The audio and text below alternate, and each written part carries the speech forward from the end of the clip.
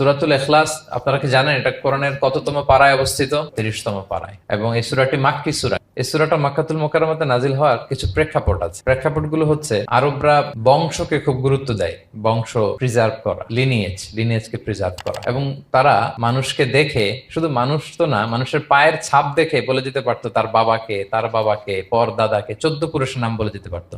শুধু মানুষই না, মরুভূমির বালুতে উটের পায়ের ছাপ দেখে ওই উট কোন বংশের, ওই বংশের ওর নাম কি, ওর বাবার নাম কি, ওর দাদার নাম কি, 14 পুরুষ এরকম ছিল তৈরি। এরপর জিনেরা আগুনের তৈরি। আল্লাহ কিসের তৈরি? আল্লাহ তাআলার বাইয়িন লানা জিনসা রাব্বিক, তোমার আল্লাহর জিন্স বর্ণনা করো, কোত্থেকে আসছে, কি দিয়ে, কোন জিন্স থেকে, মানে কোন জিনিস থেকে তৈরি।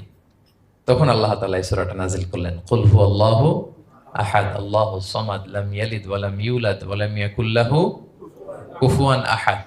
এইভাবে অনেকগুলো বর্ণনা পাওয়া যায় যে এরকম এরকম প্রেক্ষাপটে যখন রাসূল সাল্লাল্লাহু আলাইহি ওয়াসাল্লামকে তারা এই সমস্ত প্রশ্ন জিজ্ঞেস করে, তখন তাদের প্রশ্নের জবাব স্বরূপ আল্লাহ তাআলা 4 আয়াত বিশিষ্ট এই সূরাটি নাজিল করেন।